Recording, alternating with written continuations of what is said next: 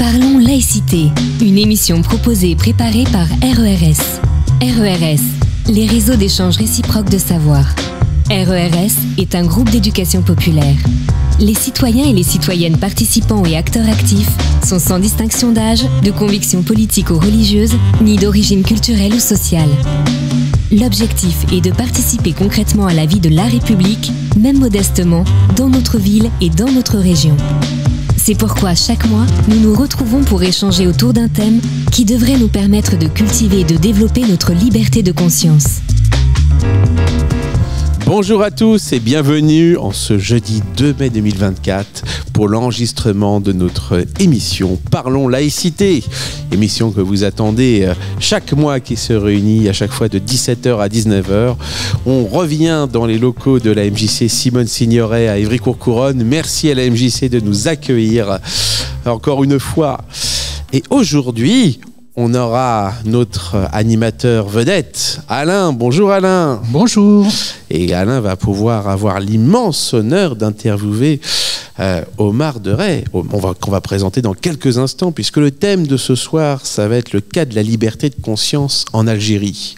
Et comme à l'accoutumée, derrière ses stylos et ses plumes, notre magnifique Jean-Cry. Bonjour Jean-Cry. Bonjour. Et voilà, il est déjà en train de s'affairer à pianoter, à regarder, à réfléchir.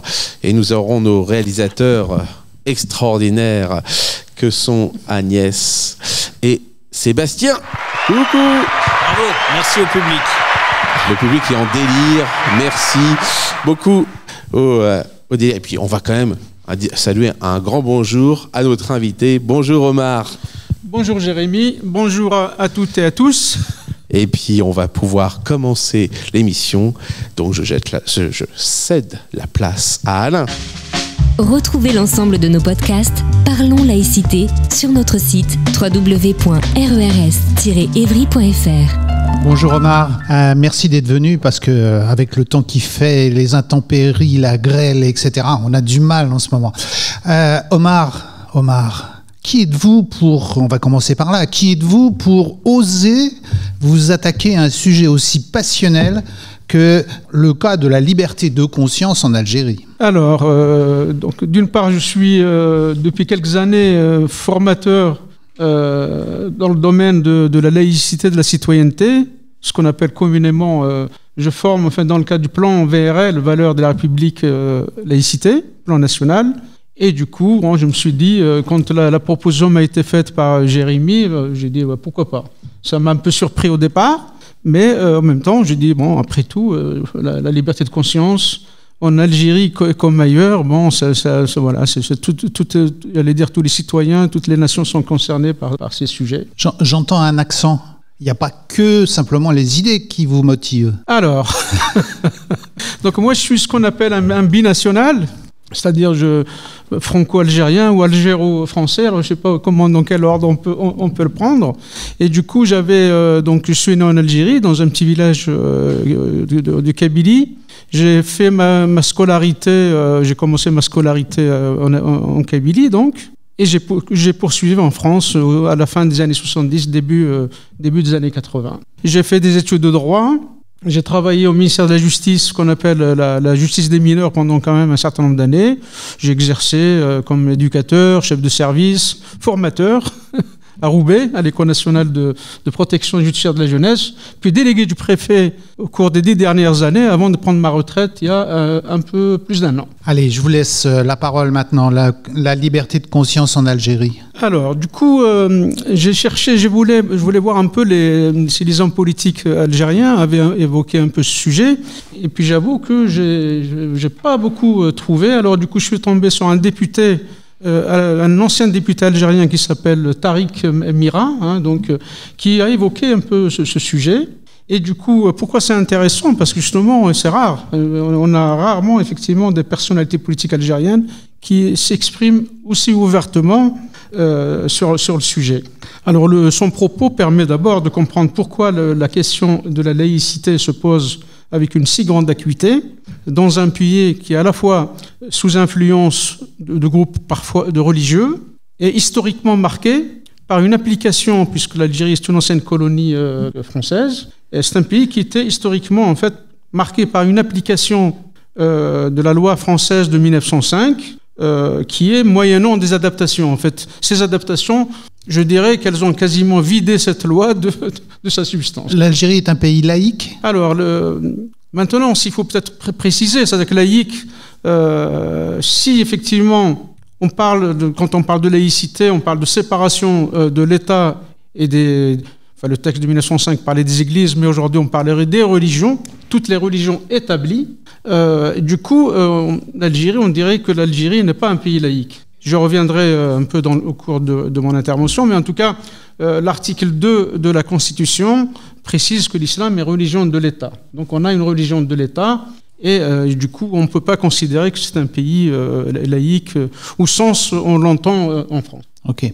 Les religions sont tolérées, autorisées en dehors de l'islam? Alors, il y a des religions minoritaires. Là aussi, c'est quelque chose, je reviendrai développerai un peu ce point. Il y a des religions minoritaires. En fait, il y a les communautés chrétiennes, des catholiques, des protestants.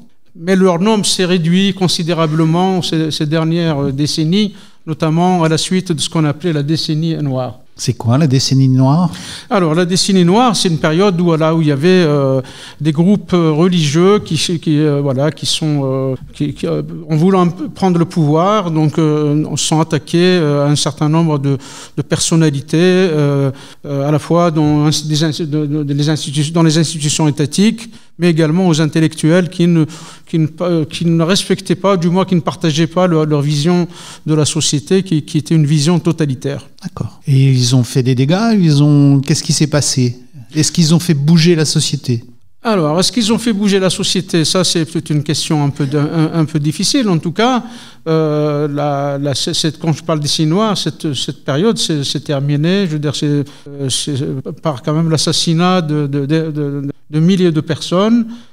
Du coup, est-ce qu'on peut dire que ça a fait avancer la société? Moi, je ne le crois pas. Mais en tout cas, toujours est-il que c'est une période qui a été difficile pour des hommes et des femmes, qui avaient vécu un peu cette période-là de façon, c'est-à-dire que traumatisante, je dirais. Donc, étant éloigné un peu de l'Algérie, donc je ne peux pas donner une vision très précise, mais en tout cas de ce que je sais, les populations civiles ont souffert de cette période. Donc du coup, puisque vous m'avez demandé de parler de la liberté de conscience, donc j'ai cité effectivement, je vais citer d'abord ce Tariq Mira, donc c'est l'un des rares, comme je le disais en préambule, à parler du sujet.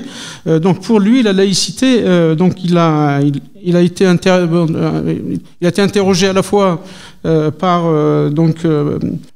Michel Célès-Lefranc dans le dictionnaire de la laïcité, qui a été édité en 2016 sous la direction de Martin Cerf et Marc Horwitz. Et voilà ce que dit Tariq Mira. La laïcité est une idée jeune dans le débat politique national algérien. Et ensuite, il a repris 3 ans après, il a été également interrogé par une revue, le site de Midi Insoumis Populaire et Citoyen du Languedoc, et il dit la chose suivante. En fait, il reprend un peu ce qu'il avait dit dans le dictionnaire, dans l'entretien qu'il a avec Michel Célès-Lefranc.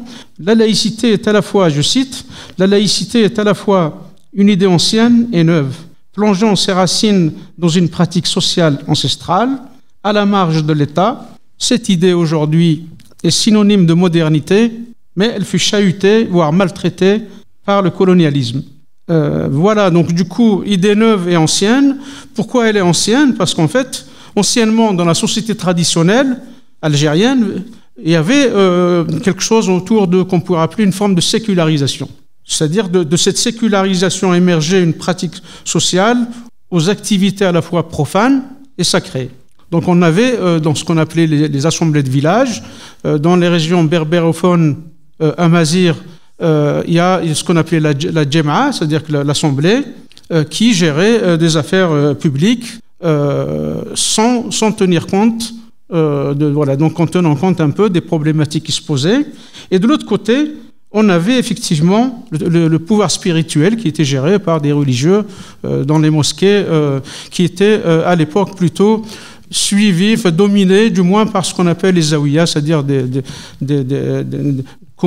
souvent on parle de marabouts ou d'organisations maraboutiques. Mais je parlais donc ces assemblées de villages ne concernaient pas que les villages berbéraphones, elles concernaient ou elles touchaient aussi des autres régions d'Algérie. Donc on voit bien que cette question un peu à la fois du séculier, c'est-à-dire des choses profanes, existait déjà, cette forme de séparation existait déjà dans d'autres sociétés, pas bien sûr dans les formes que l'on connaît aujourd'hui. Uniquement dans le côté berbère ?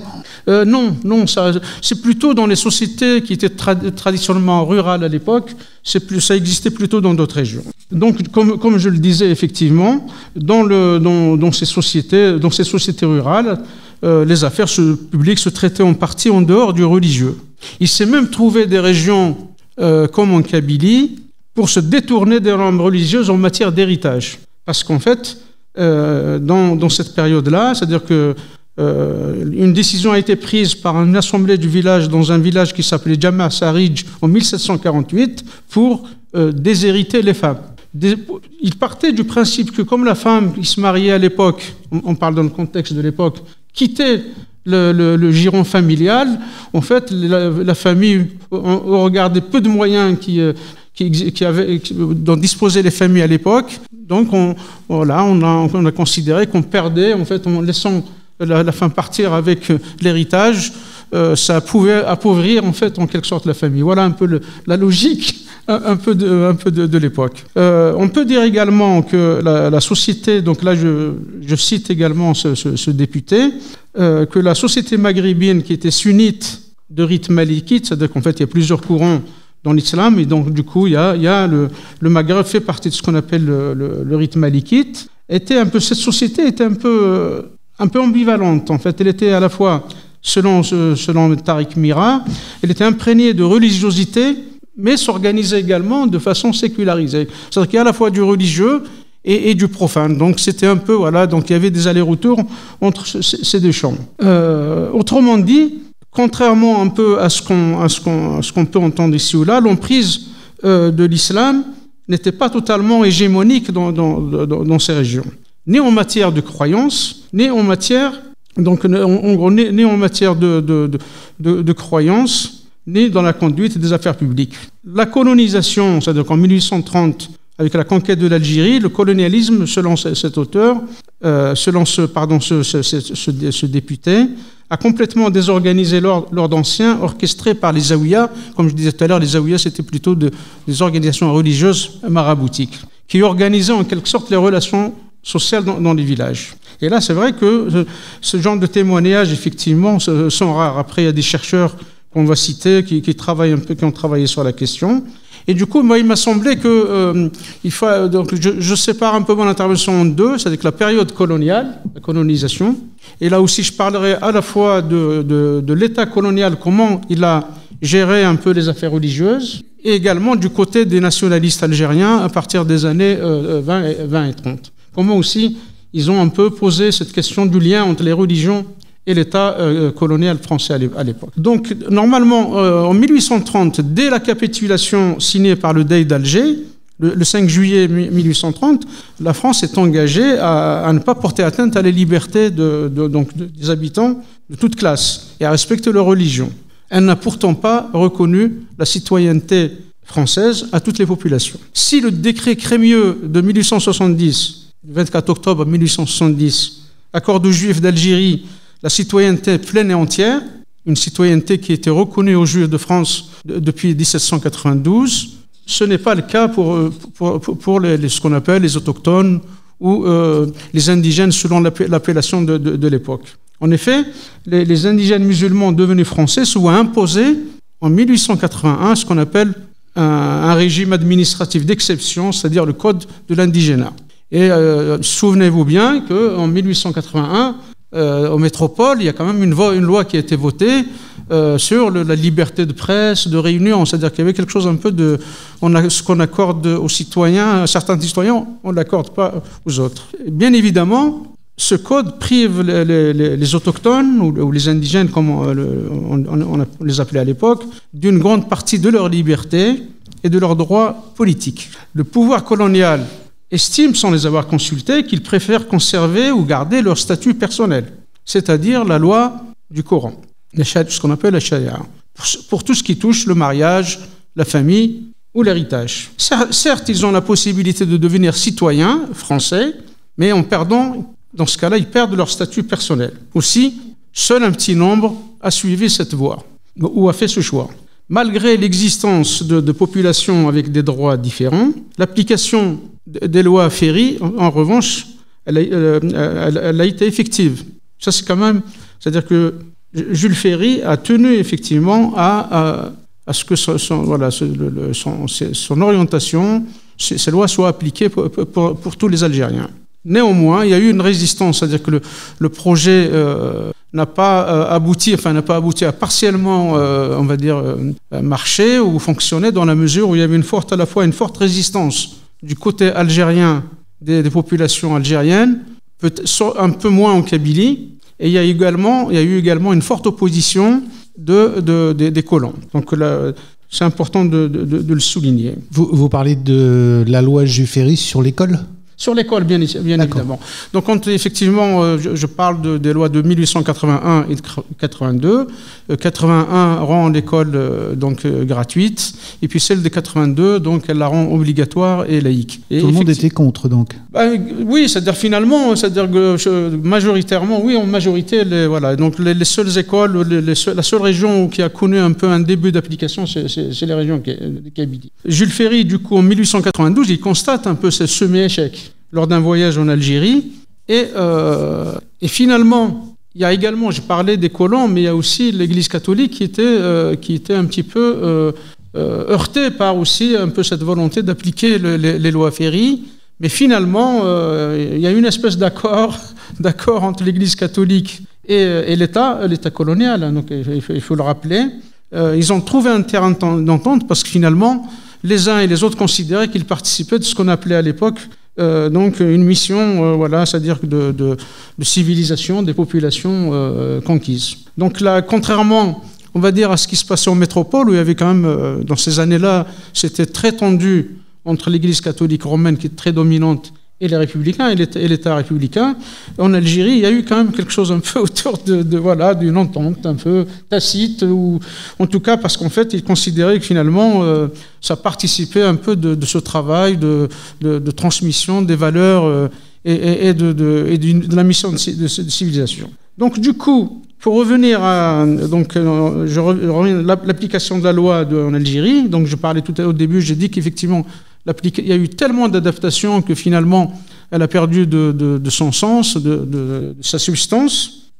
Donc là, cette adaptation, en fait, elle a été demandée à la fois par le gouverneur général d'Alger, et bien sûr, il y a les colons qui avaient un poids important dans ce pays, et ça a été validé.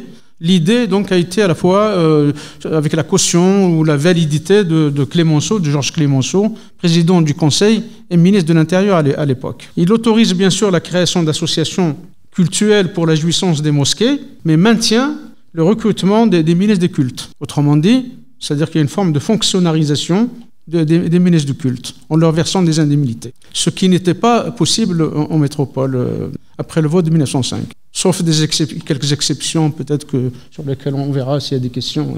Alors du coup, par rapport à cette volonté de fonctionnariser les ministres du culte, les réactions des groupes musulmans, enfin des chefs religieux, étaient un peu discordantes. Il n'y avait pas la même réponse par rapport à cette logique.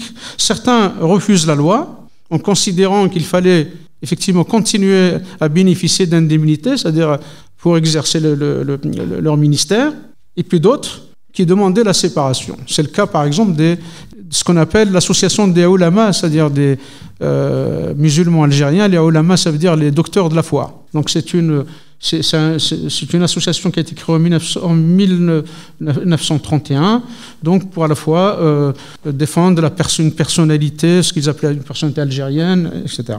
Eux, par contre, effectivement, stratégiquement, ils ont demandé la séparation, mais c'est plutôt dans l'idée que l'État colonial ne contrôle pas le culte musulman. Il y avait un peu cette idée-là. Autrement dit, il y avait une stratégie politique, mais pas nécessairement une maîtrise ou une appropriation du régime ou du principe républicain, laïque. En même temps, il y a d'autres organisations, ce qu'on a appelé le mouvement national algérien. Il y a une personnalité également qui a créé un mouvement populaire algérien et qui rédige une plateforme. Il demande également l'application de cette loi. En faisant un certain nombre de revendications. Donc, ce monsieur s'appelle Ferhat Abbas, donc qui a été député pendant la colonisation, et qui a été le premier président algérien, ce qu'on appelait le gouvernement provisoire, c'est-à-dire avant 62. Et lui M. Abbas, un intellectuel, qui a demandé, c'est-à-dire jusqu'aux années 40, il était plutôt sur une forme d'assimilation, il demandait une forme d'assimilation, c'est-à-dire à la France, sous réserve qu'elle donne effectivement la citoyenneté à tous les Algériens. Donc c'est quelqu'un qui, à l'époque, était considéré comme un modéré, on va dire. On n'est pas encore arrivé à la période où les choses un peu sont radicalisées. Donc les revendications portées par M. Abbas au nom donc du manifeste populaire algérien, c'était de la liberté et l'égalité absolue de tous les habitants, sans distinction de race ou de religion. Il demandait également la liberté de presse et d'association, l'instruction gratuite et obligatoire. Notez qu'il ne s'est pas prononcé sur la laïcité de l'école, conformément aux lois de Ferry-Goblet. C'est-à-dire qu'il a retenu deux éléments, donc à la fois la gratuité obligatoire, mais il n'a pas été jusque dire à revendiquer le troisième point qui est la laïcité de l'école. En tout cas, dans le texte, le mot école laïque n'apparaît pas. Il y a juste les éléments, il demande effectivement que l'école soit gratuite et obligatoire. Ce qu'on peut dire aussi, c'est que l'éruption un peu du nationalisme en Algérie, donc dans cette période-là, donc on voit différents groupes qui s'organisent, à la fois en métropole, mais en Algérie aussi, quand les groupes ne sont pas interdits. Il y avait effectivement cette interrogation par rapport à cette question de séparation de l'État et des églises ou des religions. Et du coup, il y avait trois groupes qui ont émergé selon un certain nombre d'analystes ou d'observateurs. Il y avait un groupe qui est radical, enfin qui est un peu plus radical, qui est plutôt né dans l'immigration, c'est-à-dire plutôt en France. C'est plutôt des jeunes qui avaient donc beaucoup d'ouvriers, qui étaient plutôt sous la bannière du PCF. Le deuxième groupe était un peu imprégné de ce qu'on appelle un kémalisme, c'est-à-dire un peu la séparation un peu à la turque, donc avec à la fois une séparation mais un contrôle sur la religion. Et puis il y avait un troisième groupe qui était plutôt religieux, c'est-à-dire qui était plutôt porté par ce qu'on a l'association que j'ai citée tout à l'heure, l'association des ulama, des docteurs de la foi, à leur tête un monsieur qui s'appelait Abdelhamid Ben Badis.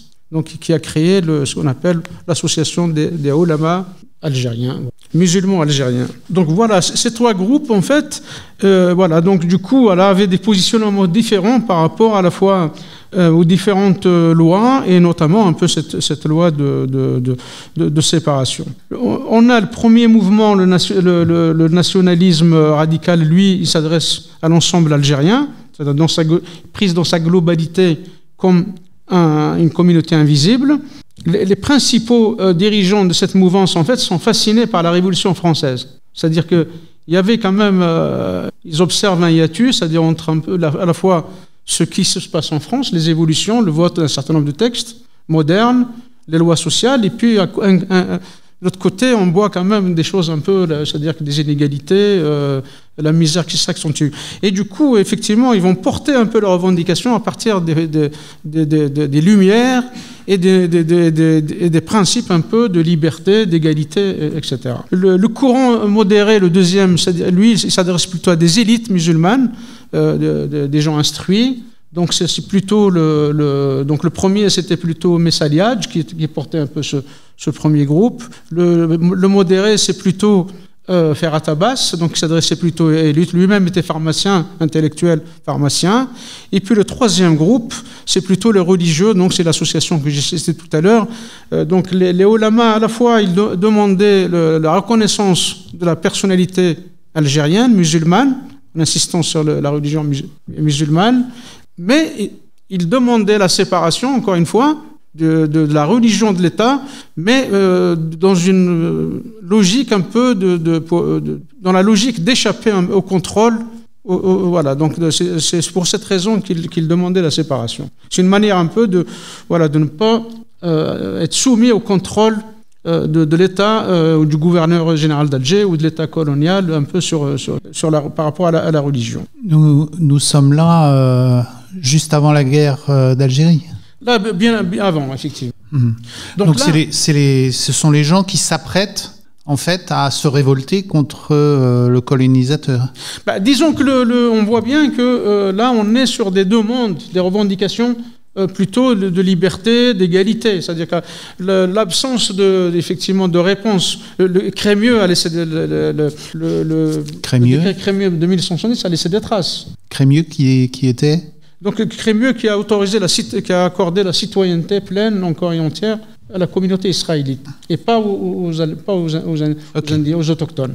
Donc du coup, on est dans quelque chose effectivement qui fermente, hein, c'est-à-dire face à l'absence de réponse, on a quelque chose, on arrive à quelque chose un peu de plus radical qui est après la demande de l'indépendance, l'insurrection qui arrive en 1964. Mais au départ, on voit bien que chaque groupe essaie plutôt de faire avancer les revendications plutôt sur des principes qui sont quand même, c'est-à-dire des principes républicains, d'égalité, de liberté, essentiellement. Donc du coup, on voit bien que entre le religieux, c'est-à-dire que cette vision un peu qui est un peu portée par la personnalité algérienne, c'est-à-dire une personnalité spécifiquement algérienne, et puis la religion, c'est-à-dire sur des idées des revendications qui ont un caractère religieux, et puis d'autres mouvements qui sont plutôt qui revendiquent des revendications plutôt républicaines. Donc voilà, se dégage un peu. Donc on voit bien que se dessine un peu deux groupes.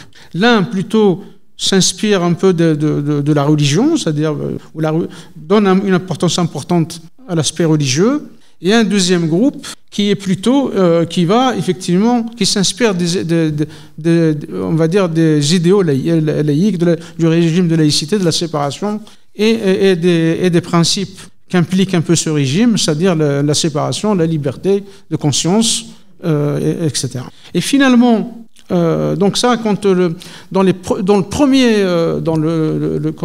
lors du premier congrès du FLN après le déclenchement de la guerre, c'est-à-dire en 1956, on voit un peu se dessiner un peu ces deux tendances. Ce qu'on appelle le congrès de la Soumam en 1956, qui a été, on va dire, organisé, qui a été un peu... Les artisans de ce congrès sont deux personnalités importantes dans le mouvement national algérien. Il s'agit de Aban Ramdan, qui était, lui, un pur produit de l'école de la Troisième République, c'est-à-dire de l'école républicaine. Et puis une deuxième personnalité qui s'appelle Mohamed Larbi Belmidi, lui qui est plutôt qui a fait une partie de la scolarité dans les médersas, c'est-à-dire les écoles coraniques, mais pas que. Ensuite, il a fait des études, il a fait du théâtre, il a fait des études supérieures.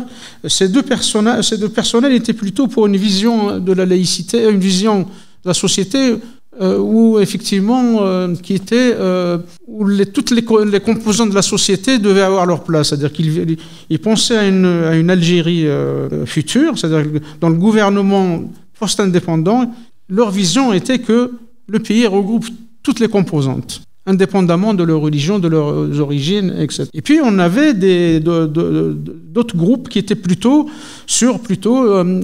qui donnaient une place plus importante plutôt aux musulmans, à l'islam. Voilà un peu et du coup, schématiquement, je peux dire que c'est plutôt le deuxième groupe qui a gagné, d'autant que les deux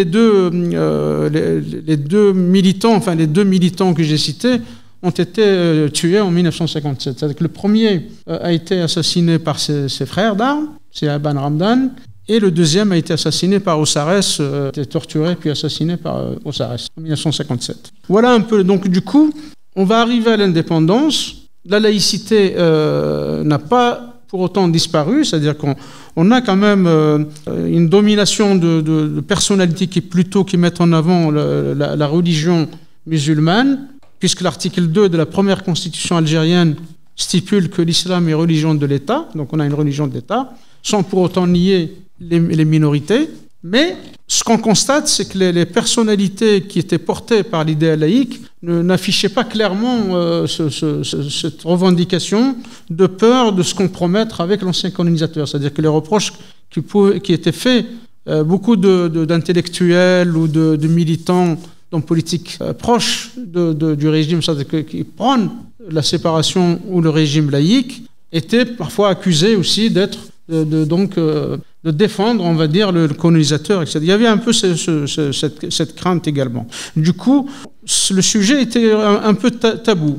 Il y a certains laïcs qui étaient désignés par les conservateurs comme le parti de la France. En arabe, ils disent Hizb français, c'est-à-dire le parti de la France. Du coup, on a quelque chose un peu autour qui commence à se dessiner dans les premiers gouvernements entre une forme de sécularisation de l'appareil d'État, mais avec la religion, avec la société quand même, où la religion prend une place assez importante. Le FNL va se retrouver dans ce combat et sa majorité va être plus religieuse que laïque. Disons que pour les raisons que je viens d'expliquer, c'est vrai que on va dire les laïcs sont discrets. D'autant que on verra que, quand je parlais tout à l'heure de la décennie noire, ils vont être la cible des religieux, c'est-à-dire des gens du GIA, le groupe armé islamique, et puis le FIS, le Front islamique du salut. Beaucoup d'intellectuels, francophones notamment, ont été assassinés ou sont exilés pour échapper effectivement aux attaques des islamistes. D'un côté, donc, on a, au bout de la guerre, on a une constitution qui dit que l'islam est la religion de l'État. Oui. Et en même temps, on a, je crois, l'article 49 qui garantit la liberté de conscience.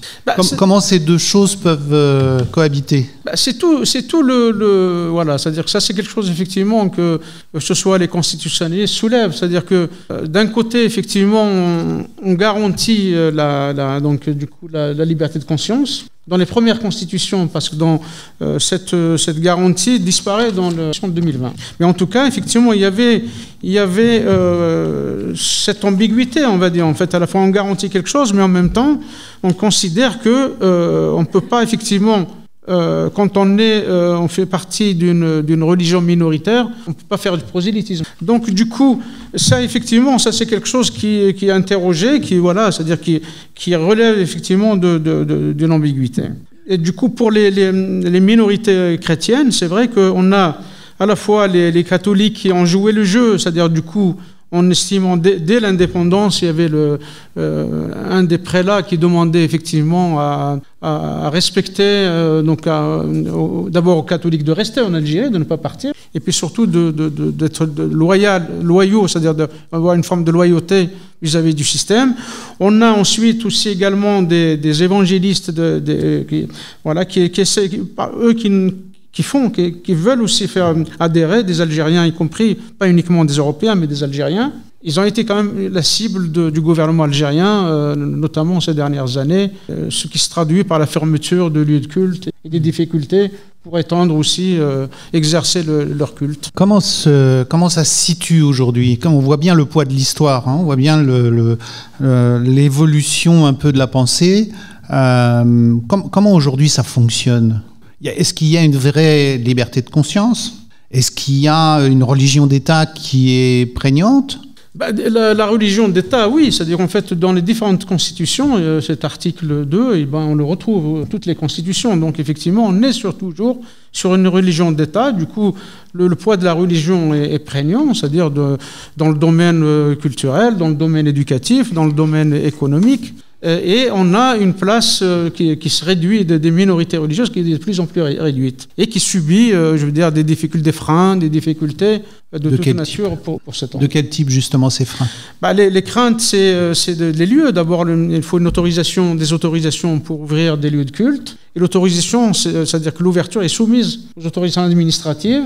Et comme il y a une volonté de ne pas, certains officiels affichent clairement en disant que on ne souhaite pas que les minorités religieuses se développent, ça pourrait donner l'occasion à des États d'intervenir au nom de la liberté, des libertés individuelles, et en insistant aussi que finalement ce qui fonde, enfin ce qui soude les communautés musulmanes, c'est l'islam, et qui est une religion importante. Et du coup, on a un peu ces difficultés-là actuellement, à la fois chez les catholiques, qui historiquement sont arrivés quasiment en même temps que la colonisation, et plus récemment avec des communautés évangéliques ou protestantes. Il y a des gens qui sont, comment dirais-je, mis en prison, qui sont torturés.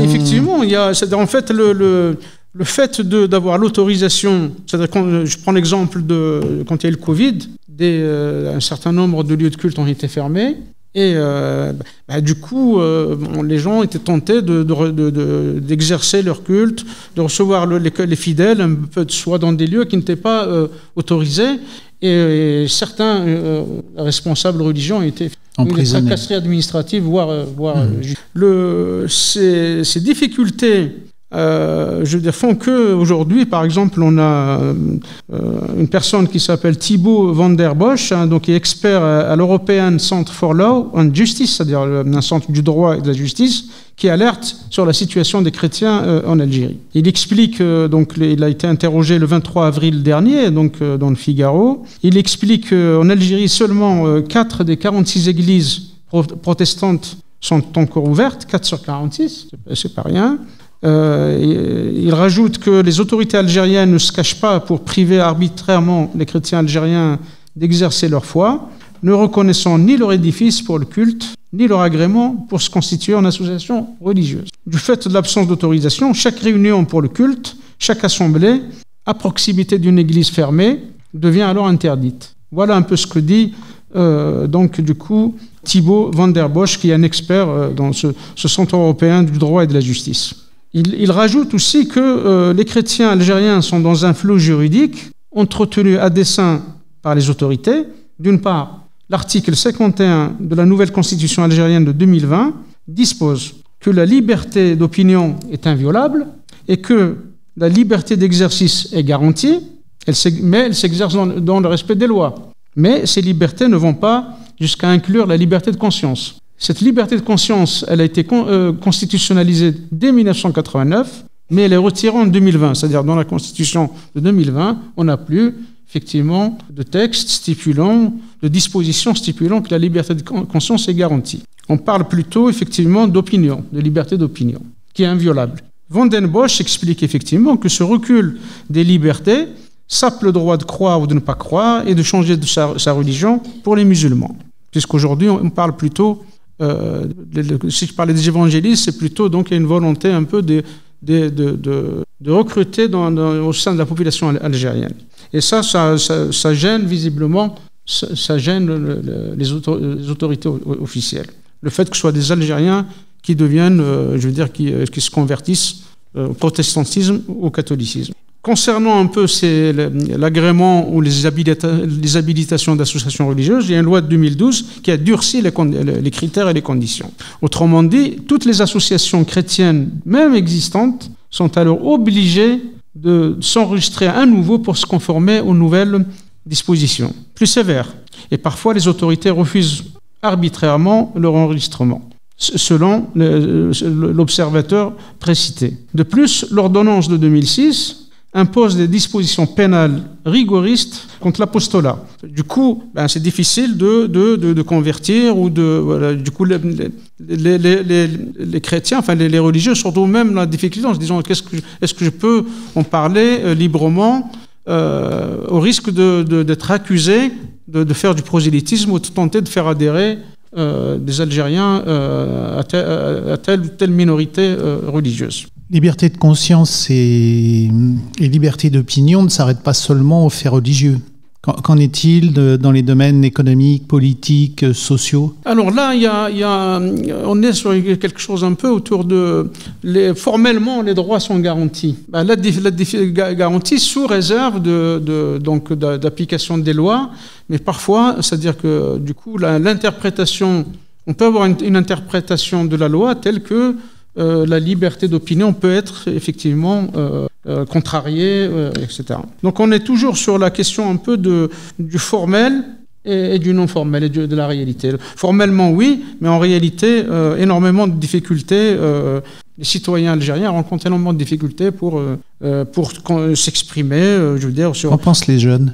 Alors les jeunes, c'est difficile d'abord les jeunes de dire, parce qu'en fait les jeunes, est-ce qu'on va parler des jeunes qui sont en difficulté, qui ont du mal à entrer dans la vie active, est-ce qu'on va parler des jeunes issus des milieux aisés? Donc c'est quelque chose, quand il y a eu en 2019 ce qu'on appelait le Irak, c'est-à-dire les revendications des manifestations organisées au départ par des jeunes, beaucoup de jeunes. L'un des slogans, c'était de dire nous voulons ni un État militaire, ni un État confessionnel, nous voulons un État civil. Donc voilà, je pense qu'il y a quelque chose un peu autour de, même si on a une éducation, le domaine de l'enseignement en Algérie a été quand même noyauté, c'est-à-dire cassé par des religieux, c'est-à-dire par une vision un peu dominée par la religion. Et ça, donc du coup, il y a l'enseignement de la religion, il est officiel, il est généralisé. Malgré tout, on a quand même une jeunesse qui souhaite effectivement vivre dans un État civil avec des libertés garantissant les libertés fondamentales. Qu'en pensent les femmes? Alors les femmes, oui, donc du coup, dès les années 60, en fait, dans les années 70, il y avait quelque chose un peu de paradoxal, c'est-à-dire que les gouvernements successifs de ces années-là ont voté des lois, ils ont généralisé par exemple l'éducation pour les femmes, mais en même temps, donc du coup, ce qui a permis à des femmes de faire des études supérieures, donc il n'y avait pas de parité, mais en tout cas, on était sur quelque chose d'important. Et à côté de ça, on commence à rédiger dès les années 70 un code de la famille qui discrimine ou qui considère que les femmes sont des mineurs à vie. C'est-à-dire pour une femme, il faut une autorisation pour voyager, il faut un tuteur elle doit choisir un tuteur pour se marier. Donc du coup, et ce code a fini par être voté. Il y a eu l'opposition, les femmes sont révoltées contre cet état de fait, mais n'empêche que ce code a été voté en 1984. Il a été adouci en 2000 en quelque sorte, mais bon, il y a toujours un certain nombre de freins, en termes d'égalité, D'un point de vue économique, est-ce que l'Algérie aujourd'hui représente une force ou est en état de faiblesse? Là, c'est sur le plan. Moi, j'ai pas de compétences. Malheureusement, je peux pas trop en parler parce que voilà, j'ai pas d'idée précise un peu sur la situation économique. Faut m'aventurer sur ce terrain-là. Est-ce qu'on va revoir des révoltes? En fait, des révoltes. Est-ce que ces révoltes vont être relancées par la situation économique? Je crois qu'il y a de l'inflation. Disons que c'est un pays qui dispose de ressources importantes. Donc là, dans les années 2010, à la suite de ce qu'on appelait les printemps arabes, il y avait une forme le président de l'époque avait quand même débloqué des moyens considérables pour l'emploi des jeunes, pour le logement, dans cette idée effectivement d'acheter une forme sociale. Donc ça reste un pays qui a des moyens. Après, se pose la question de la répartition des richesses et des politiques plus égalitaires.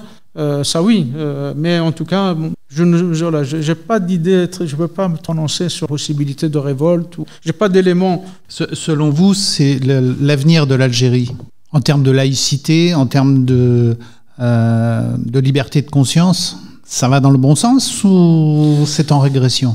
Là, je pense que la question de la laïcité, comme me le disait le député que j'ai cité tout à l'heure, M. Mirin, donc, est quelque chose d'important parce qu'en fait, le combat même les militants, les personnes qui ont milité dans la période indépendante, pour la plupart, avaient effectivement donc s'inspirer des idéaux républicains. Donc, voilà, donc la question de liberté.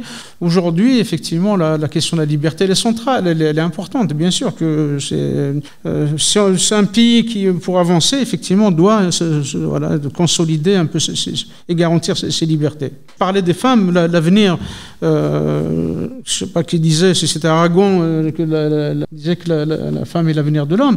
C'est-à-dire qu'on ne peut pas priver, le loi de Code de la famille de 1984, que les femmes avaient, les femmes militantes avaient qualifié de code de l'infamie. Effectivement, ce code, il a intégré des éléments de la Sharia, c'est-à-dire coranique, soutenus bien sûr par les islamistes et par un certain nombre d'éléments conservateurs de la classe politique algérienne. Donc, comme je le disais, non seulement il impose un statut de mineur à vie, et un statut inégal, inéquitable. Donc, une société, pour avancer, doit poser des fondations, doit effectivement accorder l'égalité à tous les citoyens, indépendamment de leur genre ou de leur croyance ou non-croyance. Parce que la liberté de conscience, mais encore une fois, depuis la Constitution de 2020, on n'a plus effectivement cette garantie n'apparaît plus dans la Constitution. On parle plutôt ce qui pose d'une façon plus globale le problème de la démocratie. C'est quoi pour vous l'évolution de la démocratie en Algérie ?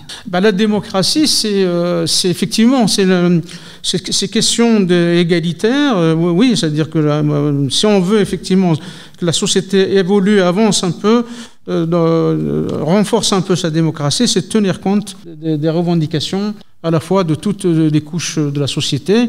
Et je parlais de la question des femmes. Je pense que dans ce domaine-là, les avancées sont nécessaires. Il nous reste quelques minutes avant les questions des spectateurs.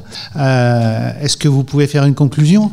Oui, donc du coup, qu'est-ce que je vais dire ? Bon, c'est que de mes lectures, c'est-à-dire que moi j'ai constaté que la France, enfin le pouvoir colonial, le fait de ne pas appliquer ou d'avoir aménagé de façon très conséquente la loi de 1905, ne lui a pas permis effectivement d'avoir une expérience importante dans la gestion de l'islam. C'est-à-dire que je pense qu'une séparation telle que souhaitée d'ailleurs par un certain nombre d'Algériens dès 1905, que j'ai cité tout à l'heure, donc à la fois une partie de l'association des oulémas, des docteurs de la foi réformistes, certains nationalistes comme Abbas.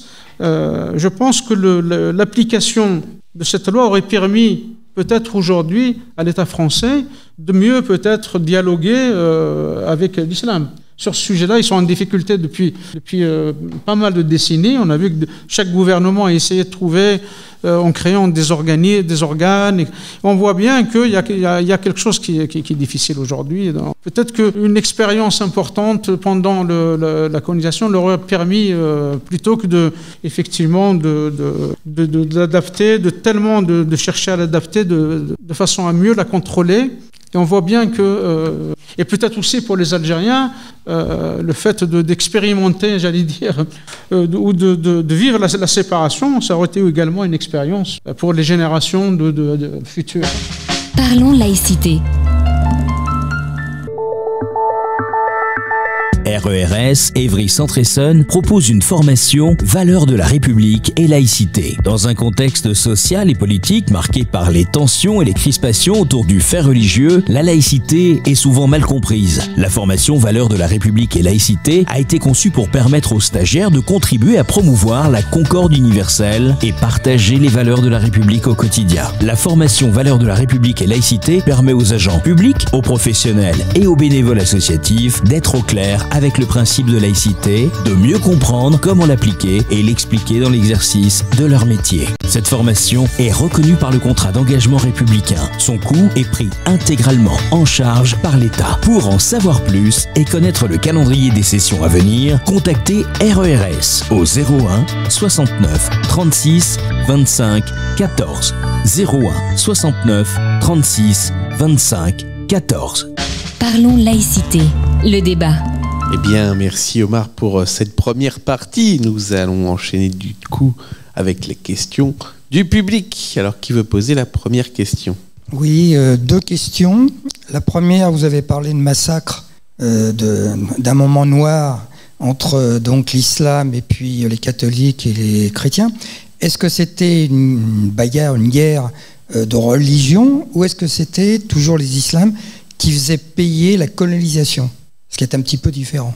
Ça, c'était ma première question. Ma deuxième question, est-ce qu'on a des informations sur les Algériens de France qui vivent dans une certaine démocratie?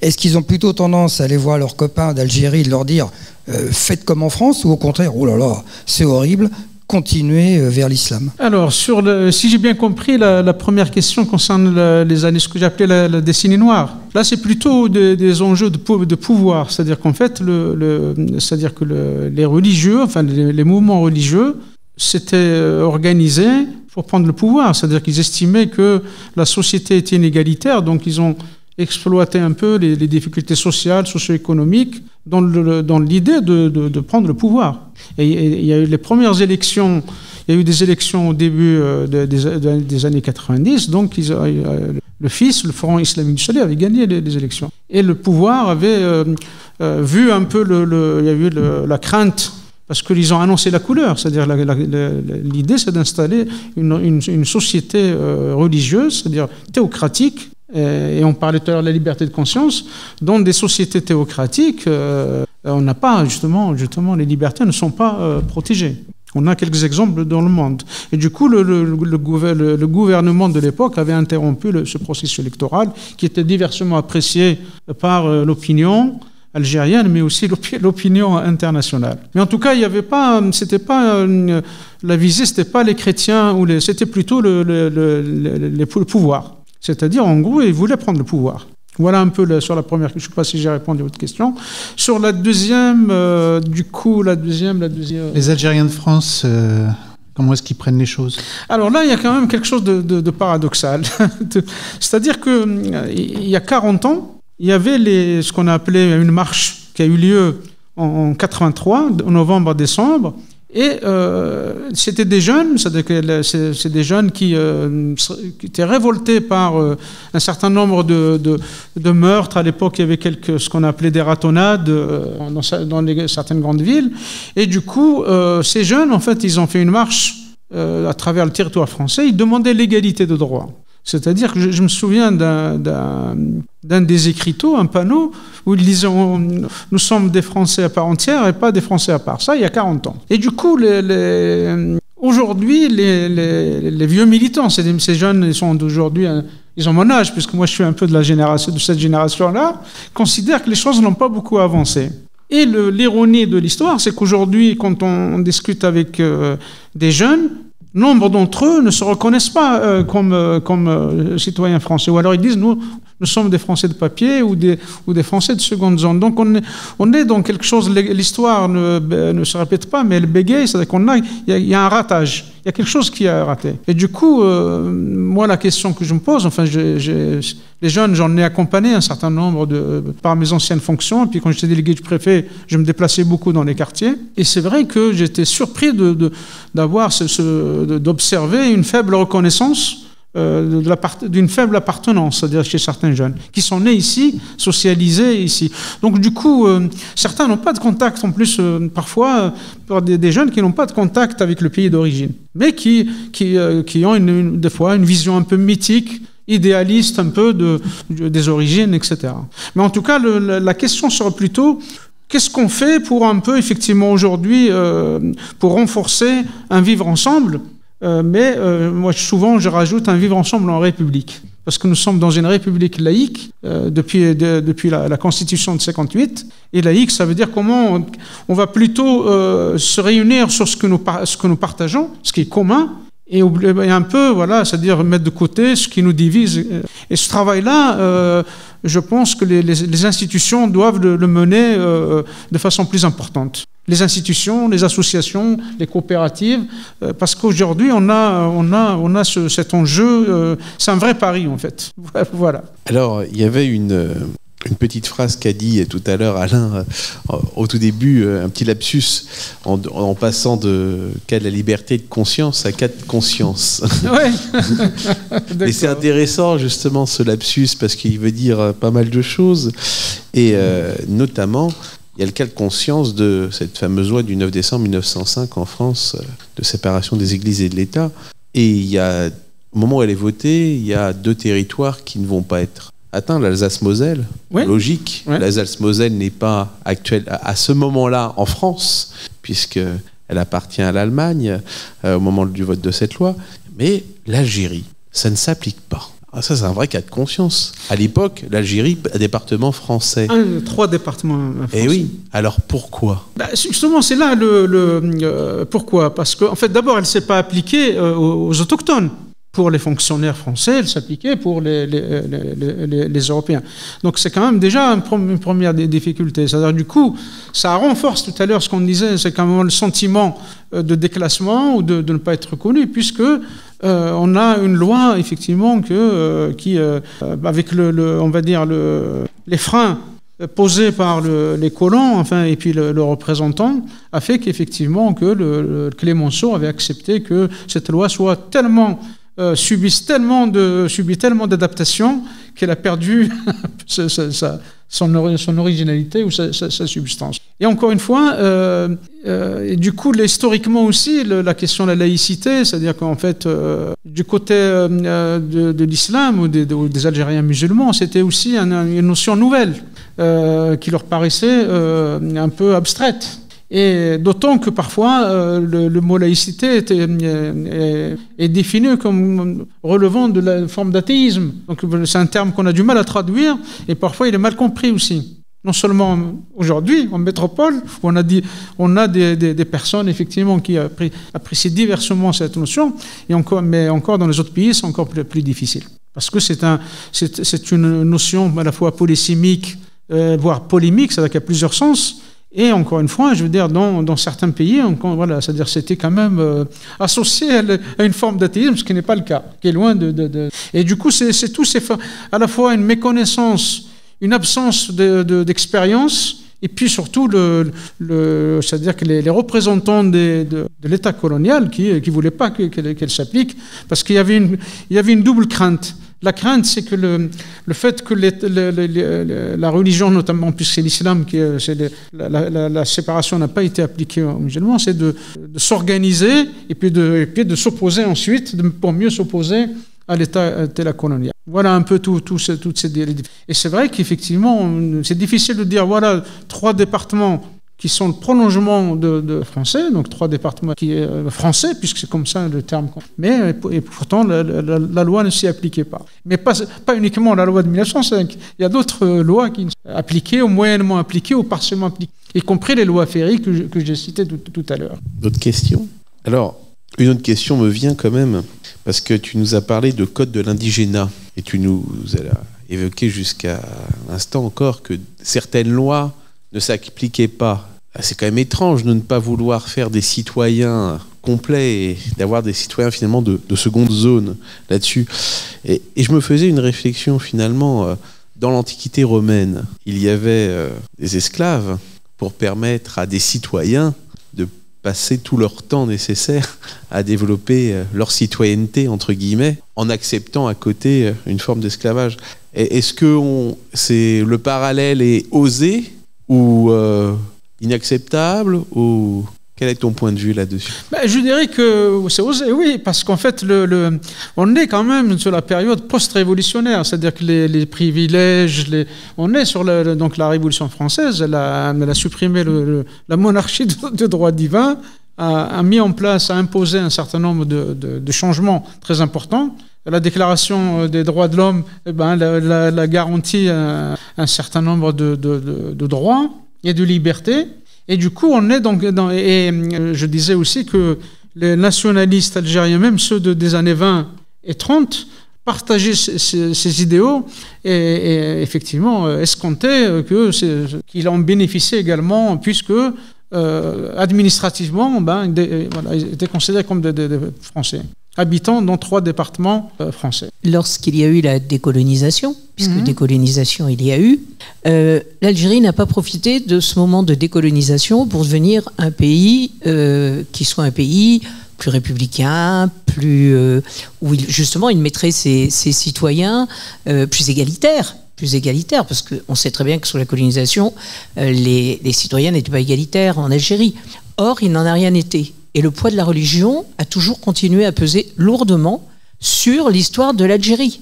On sait très bien que toutes les religions ont plus ou moins été conquérantes à un moment donné de leur histoire. Les guerres de religion, les croisades, etc. Mais je pense que les religions catholiques, protestantes, on va mettre un peu de côté la religion juive et encore, c'est pas la religion qui fait ce qui se passe, mais c'est plutôt les dirigeants qui sont à la tête des gouvernements. Sont devenus des religions, on va dire, apaisées. Or, on a l'impression que la religion musulmane n'est pas apaisée, même si dans le Coran, il n'y a pas forcément... Il y a effectivement la conquête, la charia, etc., etc. Mais c'est pas forcément une religion qui est, on va dire, guerrière. Or, les gens en ont fait une religion qui a cette connotation de conquête, de poids sur les consciences, Alors voilà, moi je me pose cette question, qu'en est-il exactement ? C'est ma vue d'historienne et de citoyenne. Alors, il y a deux choses. Historiquement, toutes les religions monothéistes étaient dans la conquête, s'agrandir, et ça. Je vous apprends rien en disant ça. Les trois, donc que ce soit la religion israélite, voilà.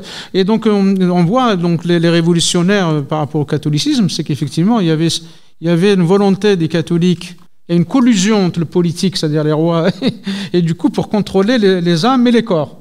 Et les révolutionnaires, ils n'ont pas mis fin du jour au lendemain. C'est-à-dire que ça a duré un siècle et demi de bagarre. Et du coup, donc ça veut dire qu'on est bien sur toutes les religions, on a cette volonté un peu à la fois de contrôler des territoires, mais des personnes aussi. Maintenant, sur l'Algérie, donc j'ai expliqué tout à l'heure qu'il y avait effectivement que ce soit dès les années 20-30, et puis on l'a vu avec l'insurrection de 54, il y avait un peu de ces deux groupes. C'est-à-dire qu'on a des personnes qui mettaient effectivement en avant la question religieuse, et qui voulait effectivement accorder un poids important à la religion, constitutive de la personnalité algérienne, selon un peu les gens qui défendaient un peu cette option. Et puis on a d'autres qui sont niés effectivement niés l'importance de la religion musulmane pour un État musulman, enfin du moins où l'islam était la religion dominante. Du coup, on a un rapport de force. C'est-à-dire qu'à un moment, on a vu que les deux personnes qui ont organisé ce qu'on appelait le congrès de la Soumam, et qui avait plutôt une vision plutôt laïcisante de la société, respectueuse des libertés, ont été tués effectivement prématurément. Du coup, c'était ça veut dire qu'après, c'est plutôt les gens qui étaient plutôt religieux ou conservateurs qui ont gagné. Donc du coup, on est bien sur un peu... du coup, en fait, les laïcs n'ont pas disparu. La vision laïque, mais ils se font discrets parce que on devient minoritaire, et puis les lois aujourd'hui sont effectivement avec l'article. Quand on considère qu'on est une religion de l'État, elle domine, elle est supérieure aux autres, et ça, sinon on l'inscrit pas dans la Constitution. En France, on a même historiquement, je veux dire, l'Église était fille la fille aînée de l'Église. La France était la fille aînée de l'Église. On a une séparation. Et l'État, du moins dans les textes, dans le cadre, est au-dessus de toutes les religions et ne favorise aucune. Et je crois que c'est ça, c'est que donc on est... moi, je pense que ça peut-être que, je dirais, avec des générations nouvelles, c'est-à-dire que même si encore une fois, la religion prend énormément de place dans le système éducatif depuis un certain nombre d'années. Je ne sais pas si j'espère avoir répondu à votre question. Oui, moi j'aimerais rebondir sur le sujet des femmes en Algérie. Oui. Je suivi un reportage hier à Oran, oui, où on a démontré que on a beaucoup de femmes ingénieures qui sont les meilleures du monde. Et on avait donc un peu cette fracture entre les jeunes femmes très modernes, qui ne portaient pas le voile, qui étaient vraiment très libérés de leur façon d'être, de leur façon de se comporter. Et à l'inverse, on avait leur voisine qui était voilée, très stricte dans l'aspect religieux. Donc c'est assez... on va dire que le contraste, c'était quand même très très important. Parce que là, on parle d'Oran, qui est quand même une des villes les plus modernes d'Algérie. Une des grandes villes, oui. Parce que vous disiez qu'on considère que la femme, elle reste une mineure à vie. Voilà. Ça, c'est le code de 1984, oui, qui le dit, oui. Voilà. Donc, moi, quand on parle du fils, par exemple, le fils a régné 10 ans, je crois, en Algérie. Et je pense que ça a eu quand même des répercussions sur l'avenir des femmes. Ah oui, absolument. Je vais, de toute façon, un peu en écho de ce que vous venez de dire, je vais vous citer une dame qui est avocate et militante des droits humains en Algérie, donc elle s'appelle Aouishia Bekti, qui a milité, même y compris pendant la période de Noir, la série Noire. Effectivement, elle souhaite, elle ne comprend pas que pourquoi la Constitution garantit l'égalité entre les femmes et les hommes, y compris en milieu professionnel, ça c'est dans les textes. Mais après, la vie privée, on voit bien que c'est géré par un code de la famille qui est parfois qui va à l'encontre des libertés garanties par la Constitution. Donc c'est un peu ce qu'on évoquait tout à l'heure, un peu cette contradiction ou cette ambiguïté. Et du coup, à titre pour rappel, la question du hijab, du voile, a été imposée à Alger, en Algérie, mais dans les grandes villes, à Oran, Alger, par les GIA. Et une des lycéennes qui avait refusé de le porter dans les années 90, elle a été assassinée. On oublie ça, mais c'est-à-dire qu'en fait, après, les choses deviennent un peu, j'allais dire aujourd'hui, on a le sentiment qu'on parle de liberté, de porter quelque chose ou pas, mais on passe sous silence un peu le conditionnement. Quand c'est des petits, etc. Donc il y a quand même quelque chose qui est quand même problématique. Un adulte, il peut choisir. Je ferai un parallèle avec la loi de 2004 qui est aujourd'hui un peu discutée, contestée. C'est-à-dire qu'on parle d'enfants. C'est-à-dire on protège les enfants parce que quand on est mineur, c'est-à-dire de la primaire jusqu'en terminale, on considère qu'on est sous le régime de la protection de la loi de protection de l'enfance et des parents. Et du coup, on protège. La loi de 2004 ne vise pas une religion particulière, puisque à l'université, du fait que les personnes ont une maturité parfois plus souvent majeure, on peut porter un signe religieux. Donc, effectivement, ce que conteste un certain nombre de militantes, c'est le fait, effectivement, que ce code de la famille s'inspire de la loi religieuse, c'est-à-dire au point, effectivement, où une femme a besoin d'un tuteur pour se marier.